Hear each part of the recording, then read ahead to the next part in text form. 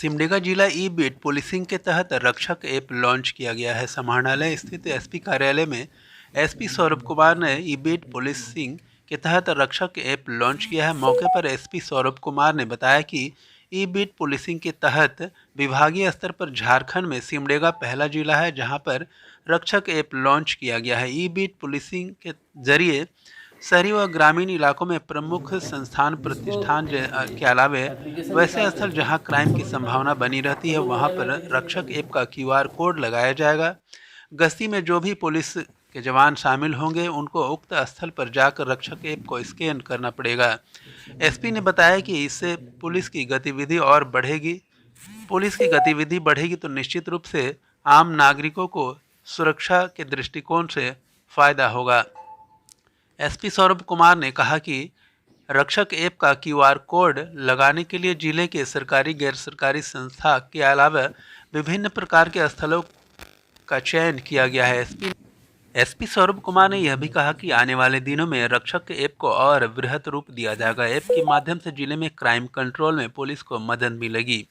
इधर वैसे पुलिसकर्मी जो गश्ती के दौरान खाना पूर्ति करते थे अब वे लोग खाना पूर्ति नहीं कर सकेंगे और पूरे स्थल तक गश्ती करेंगे। क्या है मामला बीट पुलिसिंग से? देखिए, तकनीकी का जैसे जैसे विकास हुआ है तो पुलिस विभाग जो है तकनीकी को अपना करके और उसमें आगे बढ़ने का प्रयास कर रही है।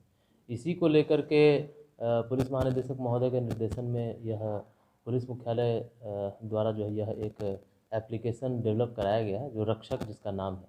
यह बीट पुलिसिंग को लेकर के यह एप्लीकेशन बनाया गया है। इसमें कई सारे सुविधाएं हैं जो अभी हम लोग लॉन्च कर रहे हैं, मुख्य रूप से क्यूआर कोड बेस्ड जो है बीट पुलिसिंग के लिए।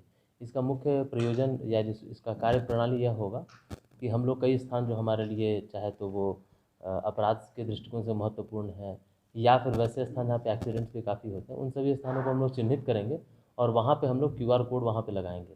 हमारे पदाधिकारी चाहे वो पीसीआर के हो और अन्य पदाधिकारी जो भी हो वो वहाँ जाकर एक क्यूआर कोड स्कैनिंग करेंगे, जिससे यह कंट्रोल रूम को पता चल पाएगा कि जो भी ऐसे स्थान चिन्हित किए गए हैं वहाँ पर हमारे पदाधिकारी निश्चित रूप से पहुँच रहे हैं और किस समय पहुँच रहे हैं। इससे क्या है, कहीं ना कहीं हमारी पेट्रोलिंग जो है वह नियमित होगी और दूसरा मुझे लगता है घटनाओं के कंट्रोल में भी हम लोगों को फ़ायदा मिलेगा और तीसरा महत्वपूर्ण जो नाइट पेट्रोलिंग होती है मुझे लगता है वो भी और सुदृढ़ होगी। तो इससे ओवरऑल पुलिसिंग को निश्चित रूप से फ़ायदा मिलेगा और भी कई पक्ष इस रक्षक एप्लीकेशन के जो कि धीरे धीरे आगे चल के हम लोग लॉन्च करेंगे। अभी पहले चरण में हम लोग जो QR code based beat policing है उसको हम लोग लॉन्च कर रहे हैं। इससे तो आम लोगों को भी फायदा होगा। निश्चित रूप से देखिए, जैसे ही पेट्रोलिंग बढ़ती है, जैसे ही कोई भी चीज़ बढ़ती है तो ऑब्वियसली अंत में जो पुलिस का पूरा कार्य प्रणाली है उसका पूरा स्रोत ही यह है कि आम आदमी को फ़ायदा पहुंचाया जाए। तो जैसे जैसे हमारी पेट्रोलिंग बढ़ेगी उससे ही फ़ायदा और बाकी धीरे धीरे एक बार डेटा जैसे जैसे इसमें हम लोग के पास आता रहेगा हम लोग और भी कई चीज़ें इसमें इनकॉर्पोरेट करेंगे जिससे निश्चित रूप से डायरेक्टली हम लोगों को और फ़ायदा पहुँचा सकेंगे। बानो प्रखंड के उकौली गांव में जंगली हाथी ने 2 घर को क्षतिग्रस्त कर दिया, साथ ही घर में रखे अनाज को खा गए। झुंड से बिछड़ा एक हाथी उकौली गांव पहुंचा तथा बारी बारी से मगरनाथ बड़ाइक और जॉनसन सोरेन के घर को क्षतिग्रस्त कर दिया। घटना की जानकारी होने पर वन विभाग की टीम घटना स्थल का दौरा कर क्षतिपूर्ति का जायजा लिया। उकौली गाँव में जंगली हाथी के पहुँचने से ग्रामीण काफ़ी भयभीत है। ग्रामीणों ने वन विभाग से जंगली हाथी को खदेड़ने की मांग की है। सिमडेगा के कलाकारों ने रंगारंग आदिवासी परंपरागत नृत्य प्रस्तुत कर दिल्ली वासियों का मन मोह लिया। दिल्ली में आयोजित एक कार्यक्रम में सिमडेगा के विशेष करके महिला कलाकारों ने एक से बढ़कर एक प्रस्तुति देकर दिल्ली वासियों का मन मोह लिया।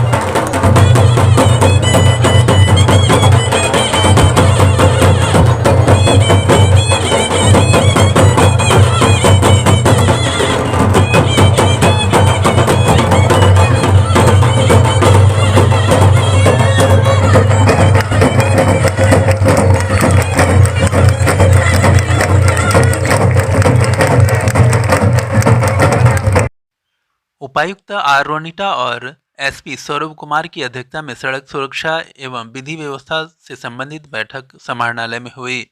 उपायुक्त ने वर्ष 2021-22 में हुए अब तक की सड़क दुर्घटना की जानकारी लेते हुए यातायात नियमों का पालन सुनिश्चित कराने का निर्देश दिया। उन्होंने दुर्घटना संभावित क्षेत्रों में विशेष जांच अभियान चलाकर over speed, drunk and drive तथा बिना हेलमेट के दोपहिया वाहन चलाने वाले चालकों पर कार्रवाई करने का निर्देश दिया गया।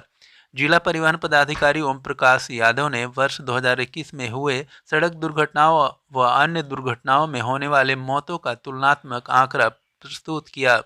उन्होंने बताया कि सबसे अधिक सड़क दुर्घटना बानों में हुई है, जिस पर उपायुक्त ने बानो प्रखंड में सड़क दुर्घटना पर अंकुश लगाने के आवश्यक दिशा निर्देश देते हुए जागरूकता अभियान चलाने की भी बातें कही।